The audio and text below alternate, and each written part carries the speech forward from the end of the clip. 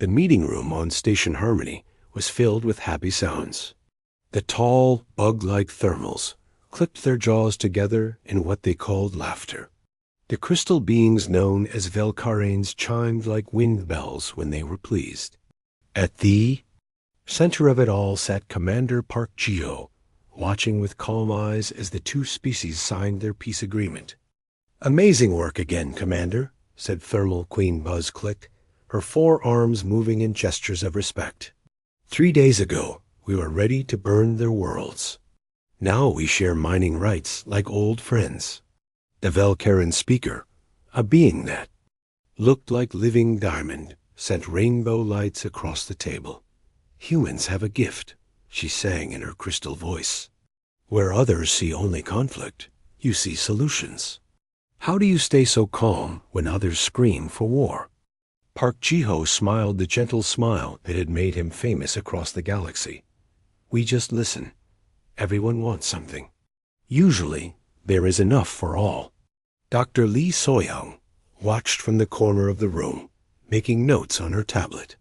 She had studied humans for 10 years now, trying to understand what made them so different from other species. Every other race in the galaxy had violent outbursts, sudden rages, moments when emotion took over completely. But humans? They seemed to have endless patience. After the aliens left, Ambassador Choi Nari joined Park Jiho and Dr. Lee. She was older than both of them, with gray hair and kind eyes that had seen 200 years of peace between the stars. "Another successful negotiation," Choi Nari said, sitting down with a tired sigh. "The Council is calling it the fastest resolution in Coalition history." The thermals were not really angry, Park Jiho replied. They were scared. The Velcarans found crystal deposits in space that the thermals thought belonged to them. Both species needed those crystals, but both were afraid to look weak. Dr. Lee looked up from her notes. "What I find interesting is how you knew that, Commander." The thermals were showing all their anger displays. Jaw clicking, acid secretion, threat postures. Most species would have responded with their own anger. But you stayed calm and looked deeper. "Anger rarely solves problems," Park Jiho said simply. "It usually makes them worse." Captain Kim Mino entered the room, his security uniform neat and pressed. He had been human military before joining the diplomatic corps, and it showed in the way he walked and stood. "Commander, we have a problem. The Coalition Council wants to see all senior human staff immediately." The main council chamber was huge, with seats for representatives from 43 different species. Humans had been part of the Galactic Coalition for 200 years, ever since they had developed faster-than-light travel and met their first alien neighbors. The peaceful Alt-Hari Council speaker Vex-9, a floating jellyfish-like being, pulsed with worried colors. "We have lost contact with the Alvari home system. Their last message was cut off mid-transmission 3 days ago." The news hit the humans like a cold wave. The Alvari had been humanity's first friends among the stars.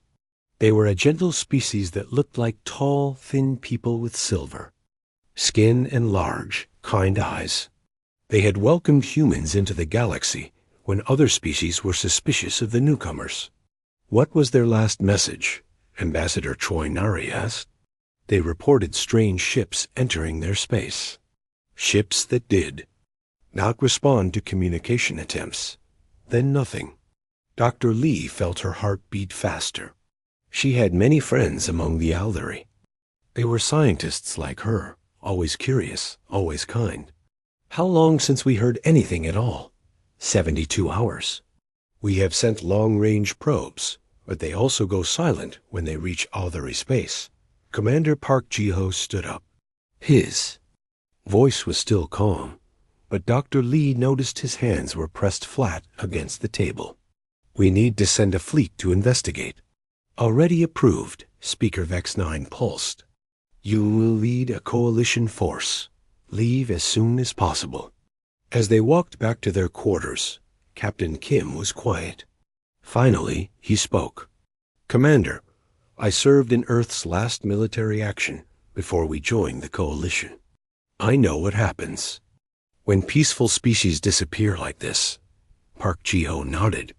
"I know, but we must hope for the best and prepare for investigation, not war."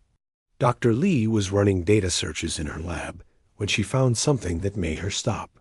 She was looking at old Earth records, trying to understand why humans were so good at staying calm. What she found in the historical files surprised her. Humans had not always been peaceful. For thousands of years, they had fought terrible wars. The files showed battles that killed millions, weapons that could destroy entire cities, conflicts that lasted for decades. The last major war on Earth had ended just 50 years before humans met the Aldari. But something had changed after that final war. Humans had looked at what they had done to their world and to each other, and they had decided to be different. They had learned to control anger, to think before acting, to solve problems with words instead of weapons. Dr. Lee realized that what other species saw as natural calmness was actually something much more complex. Humans were not naturally peaceful. They had learned to be peaceful. They had trained themselves to stay calm because they knew what happened when they did not. She was still reading when her door chimed. Captain Kim entered, looking worried. "Doctor, I need to ask you something. In your studies of human behavior, have you ever researched what we were like before we joined the Coalition?" "I am reading about that right now, Captain. Why do you ask?" Kim sat down heavily. "Because I remember the old training. Before the first became a diplomat, I was a soldier. We learned about Earth's history, about the wars, and what they taught us. Most humans today do not know the details, but some of us remember. What are you trying to tell me?" "The Aldari chose us as their friends for a reason, Doctor. They could read emotions, remember? They looked at humans and saw something that other species missed. They saw that our calmness came from strength, not weakness." Dr. Lee felt a chill. "You think they saw something dangerous in us?" "I think they saw something that could be dangerous if it needed to be. The Aldari were not fools. They were the most advanced species in the galaxy. When they chose to be our friends, they knew exactly what they were choosing." That night, Dr. Lee could not sleep. She kept thinking about the Aldari and their empty star system. She thought about humans and their hidden history. She thought about what Captain Kim had said about strength and weakness. In the morning, she received a message. That made her blood run cold. It was from the investigation fleet that had just reached Aldari space. Commander Park Ji-ho's voice was still calm, but she could hear something different underneath. "This is Commander Park reporting to Station Harmony. We have found the Aldari system. It is not good news. We need immediate reinforcements and medical ships. Many medical ships." The message cut off there. Dr. Lee sat in her lab, staring at the silent communicator. For the first time in her life, she wondered what would happen if humans stopped being calm. She wondered what the galaxy would do if humanity remembered what it had learned to forget. Outside her window, the stars looked different somehow, less friendly, more dangerous, like they were waiting for something to change. The Aldari system looked like a graveyard of worlds. Commander Park Ji-ho stood on the bridge of the Coalition ship Unity, staring at the main screen in silence. Where once there had been beautiful blue and green planets, now there were brown, dead rocks. The rings around the gas giant that had sparkled with Aldari space cities were gone, leaving only empty metal debris floating in the darkness. "Sir," said Major Yoon Sun-woo, the Special Forces officer who had joined their mission, "we are receiving a signal from the third planet. It is very weak." Park Ji-ho nodded, his face still calm, but his eyes harder than anyone had seen them before. "Put it through." The voice that came over the speakers was barely a whisper, speaking in the musical language of the Aldari. Engineer Han Doyen quickly worked to translate it. "They are saying, 'Help us.'" Still alive. Underground. Please hurry. Captain Kim moved to stand beside his commander. Sir, I recommend we send down a full security team. Agreed. Major Yoon. Take your people down. Find the survivors. Dr. Lei, go with them. The Alderae may need medical help. The shuttle ride to the planet's surface was quiet. Dr. Lee looked out the window at the destroyed landscape below. What had once been forests and cities was now just ash and broken stone. The air itself looked wrong, filled with smoke and dust. Major. Yoon's team found the entrance to the underground shelters quickly. The Alderae had always been good at hiding when they needed to. But what they found when they went down into the tunnels made even the experienced soldiers stop and stare.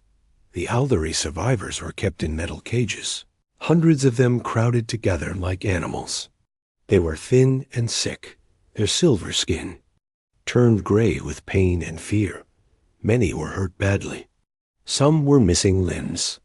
The worst part was their eyes. The large, kind eyes that had once been full of curiosity were now empty and afraid. Dr. Lee ran to the nearest cage, her medical kit already open. Elder Serenity Song, is that you?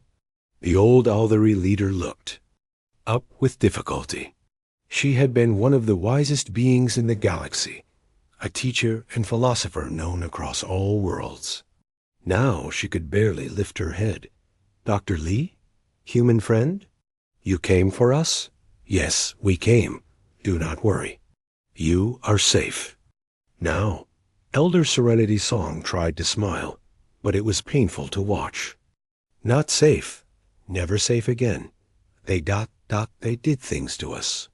Terrible things. They wanted to know how our minds work, how we read emotions. They cut into our brains while we were still awake. Dr. Lee felt something cold and sharp grow in her chest. She had never felt anything like it before. Who did this? Who were they? Called themselves Void Hunters. From beyond the rim of the galaxy. They said they had heard about the Coalition, about all the peaceful species living together. They wanted to harvest us before we became too strong. Major. Yoon was helping other survivors out of their cages. His face was set in hard lines. Doctor, you need to see this? He led her to another part of the underground prison. Here, the cages were smaller. Much smaller. Inside were Alderae children, barely alive, their large eyes staring at nothing. Some of them had metal devices attached to their heads. They were experimenting on the children, Yoon said, his voice very quiet, trying to remove their natural abilities. They wanted to make them into things that could not think or feel. Dr. Lee knelt down beside one of the child cages. The little Alderae inside could not have been more than 5 years old in human terms. She reached out slowly, and the child flinched away in fear. It is okay, Dr. Lee whispered. We are here to help. We are your friends. The child looked at her with huge, scared eyes. Then, very quietly, she whispered in perfect human language. Are you the angry ones? Elder Serenity Song said the angry ones would come to save us. Dr. Lee felt that cold, sharp feeling in her chest grow bigger. What do you mean, little one? She said humans keep their anger hidden, but when their friends are hurt, the anger comes out. She said the universe should be afraid when humans get angry. That night, back on the Unity, the human crew worked to care for the Alderae survivors. They set up medical bays and brought food and clean clothes. But everyone moved differently than before. There was a tension in the air that had not been there that morning. Commander Park Ji-ho called a meeting with his senior staff. When they gathered in the conference room, Dr. Lee was surprised to see that other humans from different coalition ships had joined them. Word was spreading fast about what they had found. Report, Park Ji-ho said simply. Major Yoon stood up. We rescued 437 Alderae from the prison facilities. There were signs that many thousands more had been there before, but... He paused. Sir, There were mass graves, very large ones. Engineer Han Doin spoke next. The planet's infrastructure has been completely stripped. Mining equipment everywhere. They took everything of value and left the world to die. Dr. Lee added her medical report. The survivors will recover physically, but the psychological damage is severe. They were tortured specifically to break their mental abilities. It was not random cruelty. It was systematic. Captain Kim had been quiet during the reports, but now he spoke. Commander, I have been monitoring communications from the other coalition ships. The alien crew members are concerned about human behavior patterns. Explain. They say we are exhibiting signs they have never seen before. Our body language has changed. Our voice patterns are different. The thermal crew members are especially worried. They say humans are showing what they call Cree violence indicators. Park Ji-ho nodded slowly. And what do you think, Captain? Kim was quiet for a long moment. I think they are right to be worried, sir. I have been watching our people since we found the prison camps. We are not the same as we were this morning. Just then, the ship's communication system activated. A voice spoke in a language none of them recognized, but the translation came through clearly. The voice was rough and cruel, filled with amusement. Greetings, soft coalition species. We are the Void Hunters. We have taken your Aldari friends as a lesson. They were weak and trusting, easy to break. Now you know what happens to species that think peace will protect them. The voice laughed, a sound like breaking glass. We know you are listening, little humans. Your reputation as talkers and peacemakers has reached even our distant worlds. We are curious to see what you will do. Will you try to negotiate with you?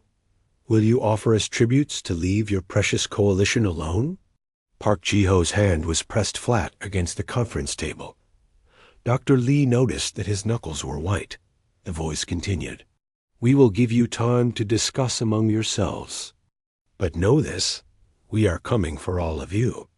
Your peaceful galaxy will feed our ships and fill our slave holds, starting with your human worlds.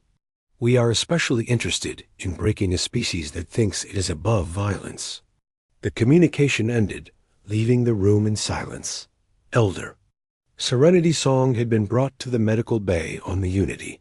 Despite her injuries, she had asked to speak with the human commanders.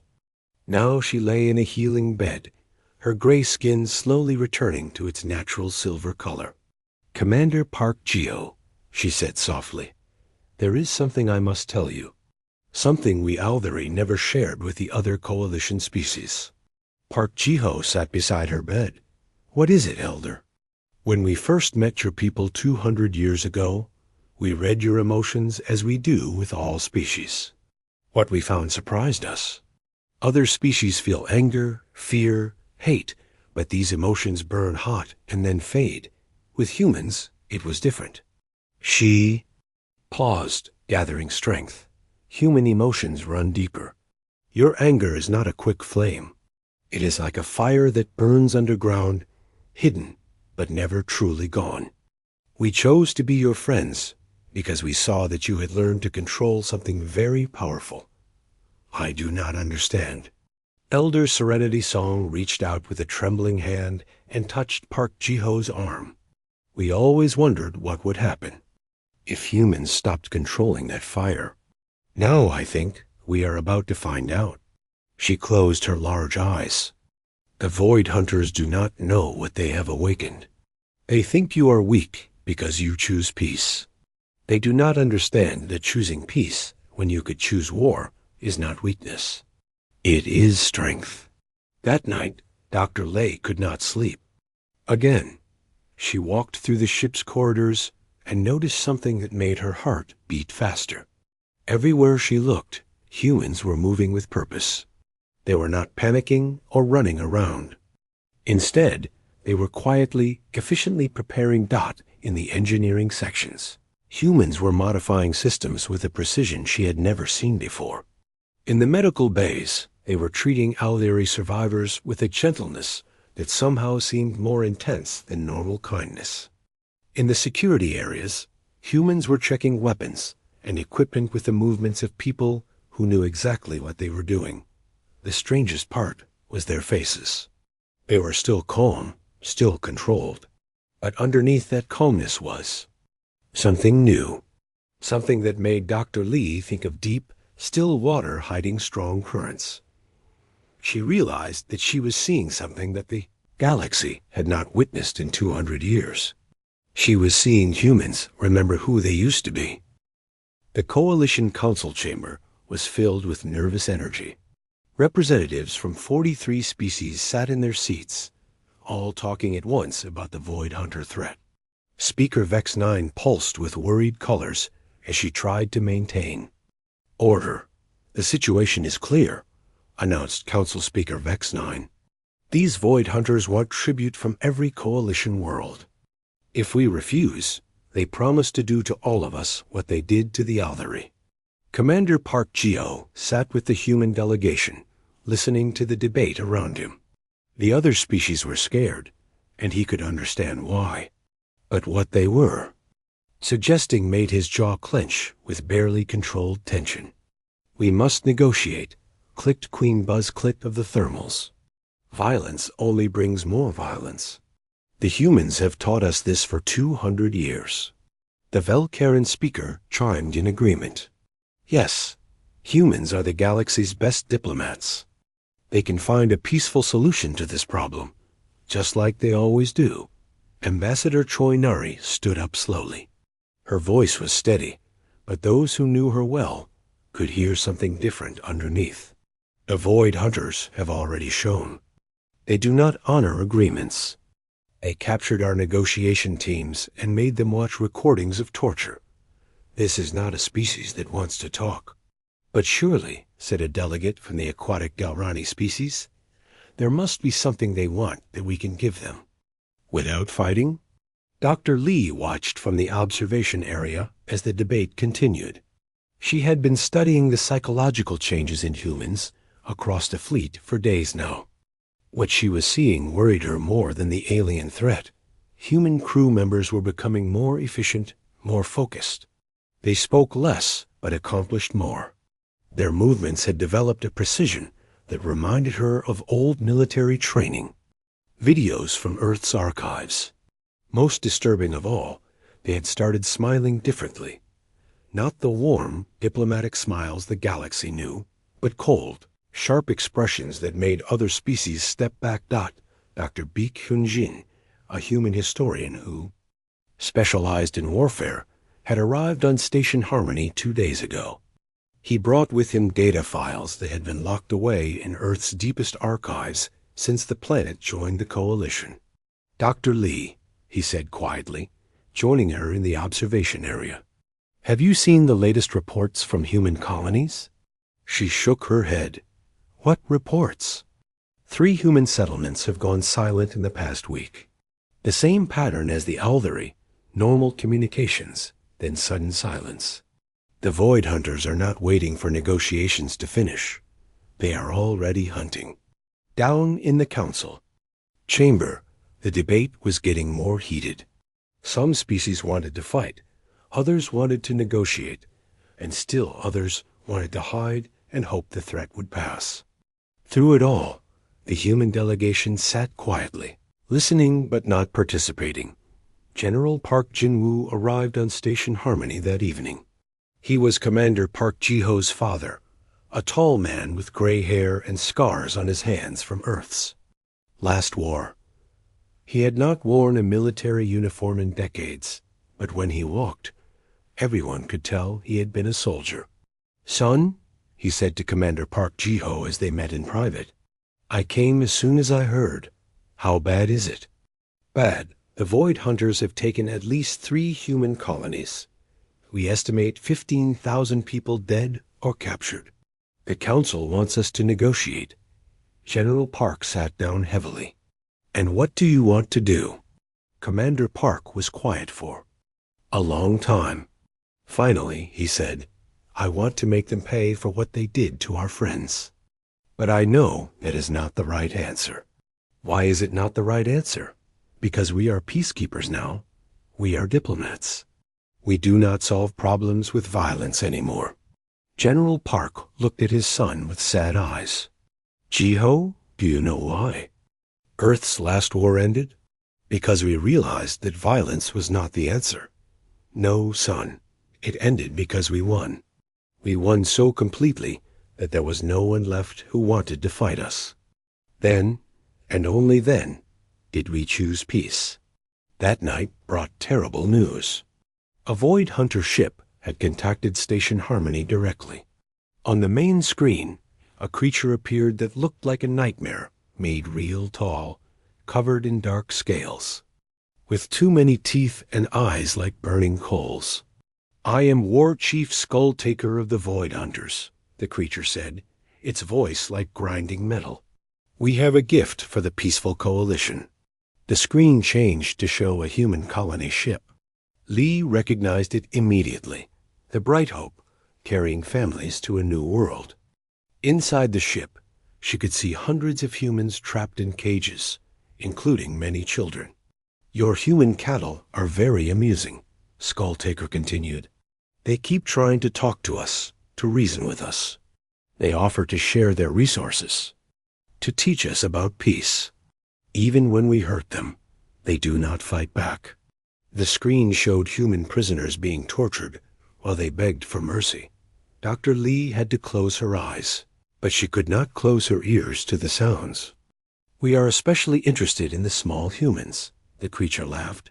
Children learn to be obedient so quickly. They will make excellent workers in our processing facilities. Commander Park Geo watched the broadcast with a face carved from stone. His hands were flat on the table in front of him, pressed down so hard that his fingers were white. Around him, other humans sat in complete silence. We will contact you again in 3 days, Skulltaker announced. You will have tribute. Ready, or we will begin harvesting your worlds one by one, starting with the human colonies, since they are so easy to take. The transmission ended, leaving the command center in absolute quiet. Young Shin Tae-yun had escaped from one of the human colonies before the Void Hunters took it completely. He was 19 years old, thin and scared, with burn marks on his arms from laser weapons. He had traveled for days in a damaged shuttle to reach Station Harmony. They came in the night, he told the assembled human leaders, his voice shaking. No warning, no demands for surrender. They just started taking people. My parents ... They tried to negotiate. They offered to share our farming techniques, our medical knowledge. The Void Hunters laughed and took them anyway. Dr. Lee handed him a cup of water with shaking hands. How did you escape? I hid in the storage areas when the attack started. I watched through the vents as they processed our people. They ... They sorted us like cargo. Strong adults for heavy work, smart ones for technical tasks, children for... He could not continue. Captain Kim spoke gently. What did they say about humans specifically? Shin Tae-yun looked up with haunted eyes. They said humans would make good slaves because we do not fight back. They said we were trained to be peaceful, which made us weak. They were wrong about one thing, though. What was that? They said all humans were weak. But I saw the old security chief, Mr. Rue. He was 50 years old, worked as a safety inspector. But when they tried to take the children, he moved like something else. He killed 3 of them with his bare hands before they stopped him. The room was very quiet. Then Shin Tae-yun said something that made everyone's blood run cold. Before they dragged him away, Mr. Rue looked right at me. He said, "Tell them what you saw here. Tell them it is time to remember." Dr. Lee had been working day and night to analyze the changes in human behavior. Her latest report was classified at the highest levels, but she shared it with the human leadership anyway. The psychological conditioning that has kept humanity peaceful for 200 years is breaking down. She explained to the group. Every human in the fleet is showing signs of stress responses that I have never seen before. Elevated aggression, hormones, increased muscle density, changes in brain chemistry that suggest a return to older behavioral patterns.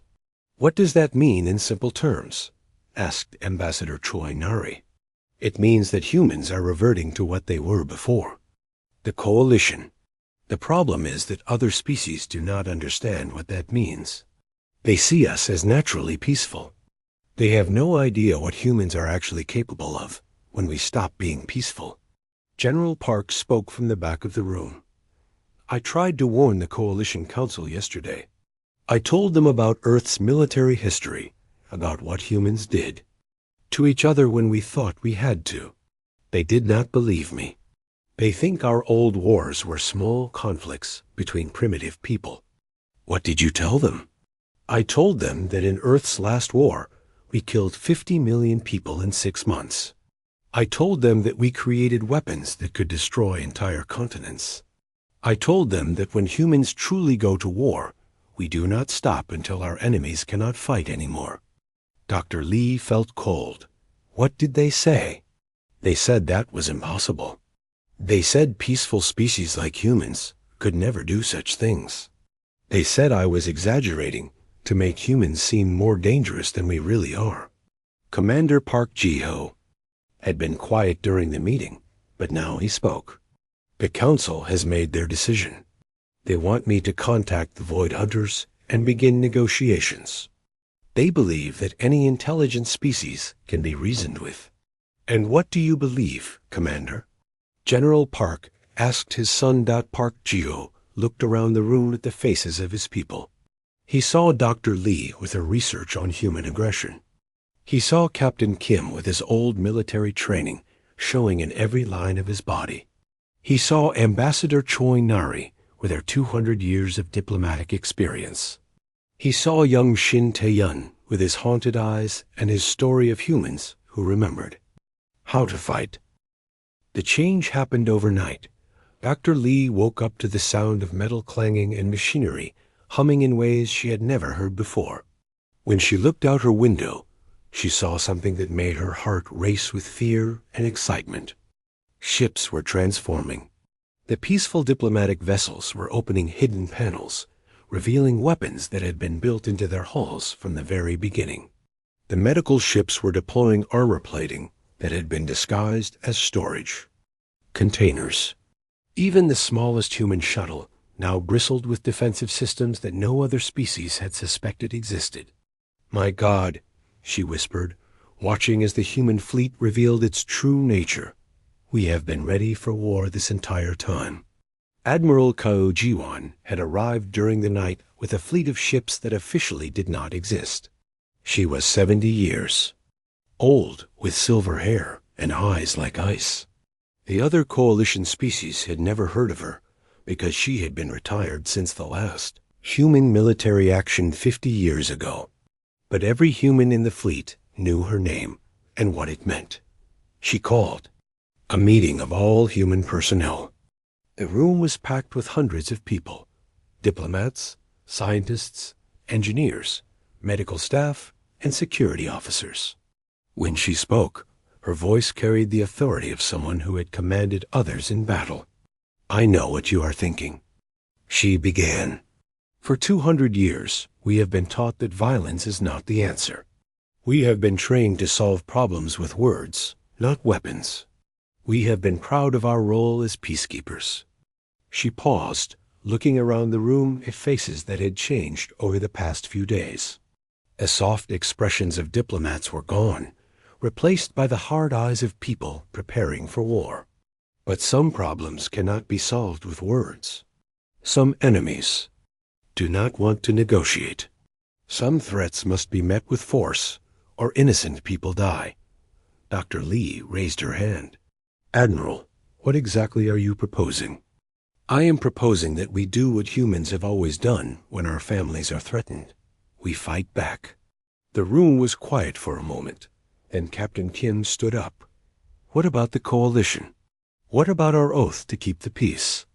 Admiral Ko smiled, and it was not a pleasant expression. The Coalition Council has authorized me to handle this situation as I see fit. They still believe we're going to negotiate with the Void Hunters. They have no idea what we are actually planning. She activated a holographic display that showed the human fleet's true capabilities. Ship after ship appeared on the screen, each one armed with weapons that could level cities. Hidden bases scattered throughout human space revealed themselves, loaded with equipment that had been stored for centuries but never used. The truth is, Admiral Ko continued, humanity never stopped being a military species. We just learned to hide it better. Every human ship has weapons. Every human colony has defenses. Every human citizen has basic combat training, even if they do not remember it. Sergeant Lim Gaeong, a special operations soldier, stepped forward. Admiral, what are our rules of engagement? Simple. Rescue every human prisoner. Stop the Void Hunters from threatening the Coalition. Use whatever force is necessary. And if they try to negotiate once they realize they are losing? Admiral Ko's smile became even colder. Then we will do what they should have done when we tried to negotiate with them. We will listen politely, and then we will continue with our mission. The Void Hunters made contact again that evening. War Chief Skulltaker appeared on the communication screen, his burning eyes full of cruel amusement. Peaceful humans, he laughed, showing too many teeth. Have you prepared our tribute? We are growing impatient waiting for your gifts. Commander Park Ji-ho sat at the communication console, but he was no longer the gentle diplomat who had mediated peace between species. Something had awakened in his eyes that made even the humans around him step back. War Chief Skulltaker, he said in a voice like winter wind, I have a message for you from humanity. Oh, are you finally ready to beg? For mercy? No. We are ready to give you one last chance to return our people and leave our space. This is the only warning you will receive. Skulltaker laughed so hard that his whole body shook. Warnings? From humans? You are cattle, not warriors. You have forgotten how to fight, if you ever knew how. Park Ji-ho leaned forward, and his smile was like a blade. Would you like to test that theory? The alien's laughter stopped. For just a moment, something like uncertainty flickered in his burning eyes. Then his arrogance returned. You amuse me, little human. We will test your fighting spirit soon enough. Tomorrow, we begin harvesting your colonies, starting with the ones that have the most children. The transmission ended. Park Ji-ho sat back in his chair and looked around the command center. Every human present was watching him with expressions he had never seen before. Predatory, eager, ready. Send. Message, he said quietly. Across human space, the same signal went out to every ship, every colony, every hidden base. It was just 3 words in the old Earth military code. The hunt begins. Dr. Nam Seojung was a military psychologist who had been brought out of retirement to monitor the mental health of human forces. What he found disturbed him more than any battlefield injury he had ever treated. Admiral, he reported to Ko Jiwon in private, the psychological changes in our people are more extreme than I expected. They are not just remembering their military training. They are becoming something I have never seen before. Explain. For 200 years, humans have suppressed their aggressive instincts. Now that those restraints are gone, the aggression is not just returning, it is amplified. It is like a dam breaking after centuries of pressure. Admiral Ko nodded grimly. I know. I can see it in their faces, hear it in their voices. The question is, can we control it? I am not sure we should try to control it, Dr. Nam replied. What I am seeing is not madness or random violence. It is focused, calculated, efficient.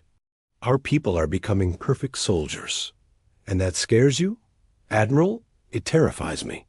Because I think this is what humans were always meant to be. The first battle happened at the colony world of New Sol. The Void Hunters arrived expecting to find helpless farmers and their families.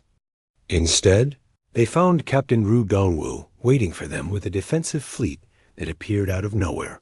The battle lasted exactly 17 minutes. When it was over, the Void Hunter attack force was completely destroyed. Not a single enemy. Ship escaped to report what had happened, but the real shock came when the Coalition monitoring stations analyzed the battle recordings. The humans had not just won. They had fought with a precision and ruthlessness that no one had expected. Their tactics were flawless, their coordination perfect, their execution brutal. They moved like they had been planning this for years, reported the thermal observer.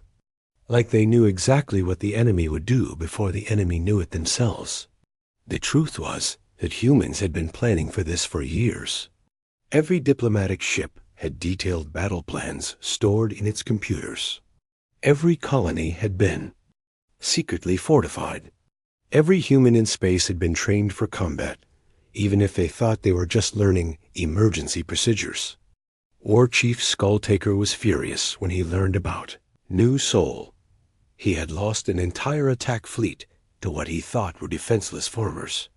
He decided to send a message that would break human spirits once and for all. The next day, he broadcast a recording that made every human in the galaxy stop what they were doing and watch in silent rage.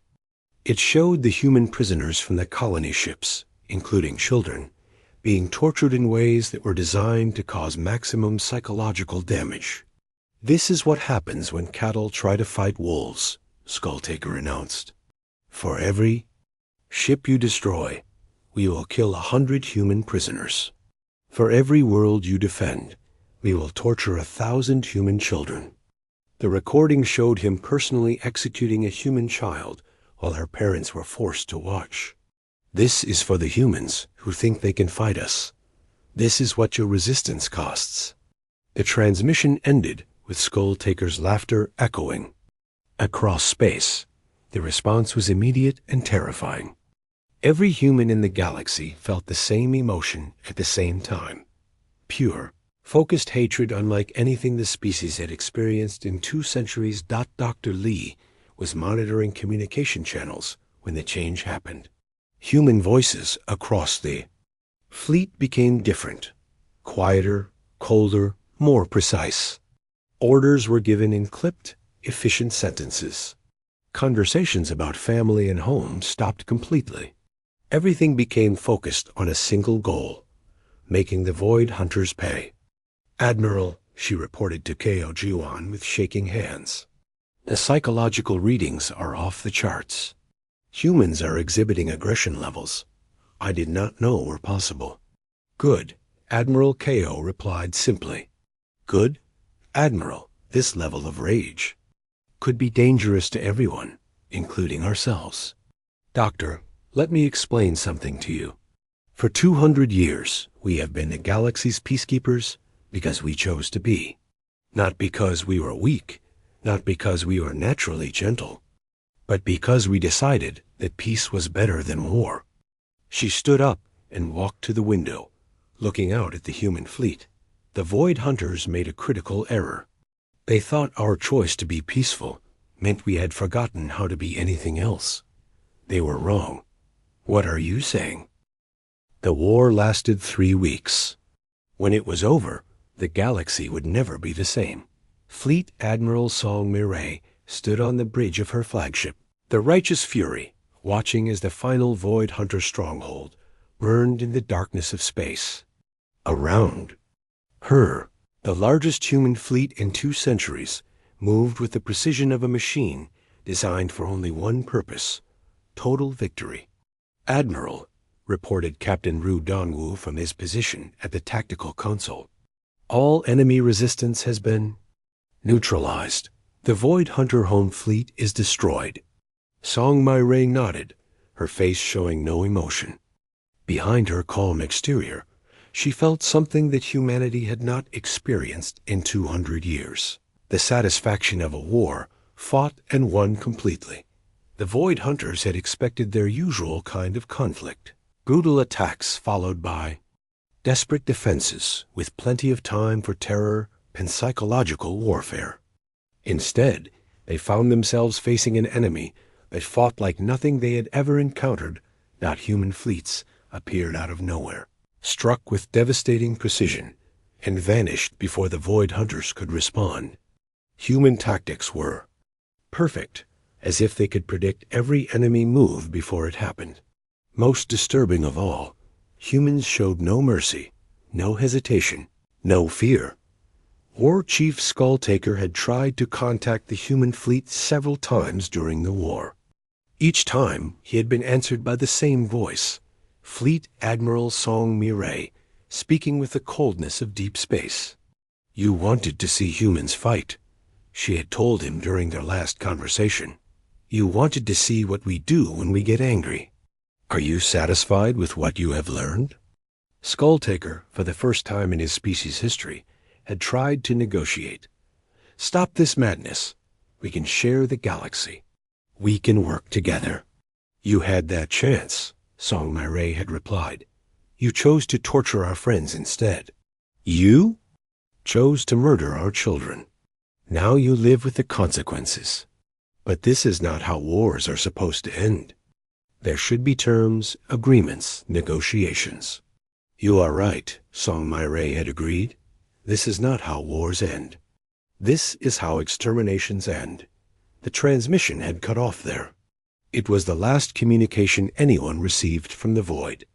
Hunter Leadership. Dr. Lee watched the final battle from the bridge of a medical ship. Her job now focused on treating the rescued prisoners, rather than studying human psychology.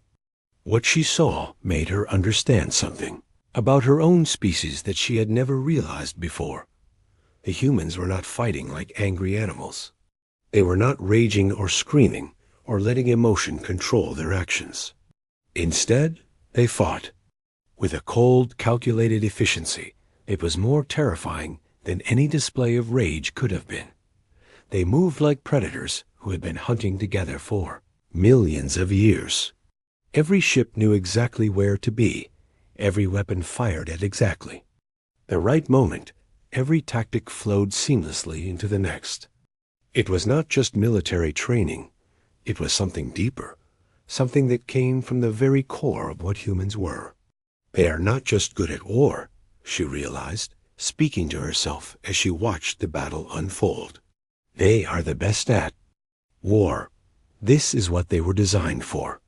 The rescue of the human prisoners happened during the final assault on the Void Hunter home system.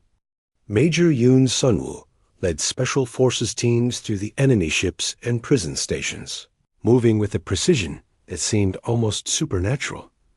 They found thousands of human captives, including the children from the colony ships. Most were alive, though many were badly injured from months of torture and experimentation. The Void Hunters had used them as test subjects, trying to understand human psychology and break human resistance. What the Void Hunters had discovered in their final moments was that human resistance could not be broken. It could only be temporarily contained, like a fire banked under ashes. When the restraints were removed, the fire burned hotter than ever. Young Shin Tae-yun was among the rescued prisoners. He had been captured when his family's colony was taken, and had spent weeks in Void Hunter prison ships. When Major Yoon found him, he was thin and scared, but still alive. "Are we winning?" Shin asked as soldiers carried him to safety. "It is over," Yoon replied simply. "We won. What about the Void Hunters? Will they come back?" Major Yoon looked at the young man with eyes that had seen too much in the past 3 weeks. "No, they will not be coming back." The final confrontation happened on the Void Hunter command ship. Fleet Admiral Song Mireille led a boarding party personally, something that shocked her own officers. She had not needed to fight hand-to-hand in 50 years, but she wanted to face the enemy leaders herself. War Chief Skulltaker was waiting for her in the ship's central command chamber. He was wounded and alone, his crew dead or fled, his mighty fleet reduced to burning wreckage around him. When he saw the human admiral approach, he tried one last time to negotiate. "Please," he said, the arrogance gone from his voice. "We surrender. We will leave your space and never return. We will pay reparations for the damage we have caused." Song Mai stopped a few steps away from him, her weapon lowered but ready. "You killed our friends. You tortured our children. You called us cattle and sheep. Now you want mercy?" "Yes. Mercy is what civilized species give to defeated enemies." "You are right," she agreed. "Mercy is what civilized species do." For a moment, Skulltaker looked hopeful. "The problem," Song Mai continued, "is that you spent the last few months teaching us not to be civilized." She raised her weapon. "You wanted to see humans when we get angry. You wanted to see what we are really capable of. This is what you wanted." Skulltaker's burning eyes went wide with terror. But ... But this is murder." "No," Song Mai said quietly. "This is justice." The war ended not with a peace treaty, but with a warning. The human fleet broadcast a message to every corner of the galaxy, transmitted on all frequencies and in every known language. "This is Fleet Admiral Song Mai of the Human Coalition Forces. The Void Hunter threat has been eliminated. All human prisoners have been rescued. All enemy forces have been destroyed." She paused, letting the words sink in across dozens of worlds. "Let this serve as a reminder to any species that might consider threatening the Coalition or its member worlds. Humanity chose peace 200 years ago. We became diplomats and mediators because we decided that was better than what we used to be." Another pause, longer this time. "But we never forgot what we used to be. We never lost the ability to defend ourselves and our friends. We simply chose not to use it. That choice is always available to us. Remember that the next time someone thinks humans are weak because we prefer to talk rather than fight." The transmission ended there, but its message was clear to everyone who heard it. The galaxy's gentle peacekeepers were also its most dangerous warriors. The two things were not contradictory. They were the same thing, seen from different angles. Commander Park Geo returned to his diplomatic duties a month later.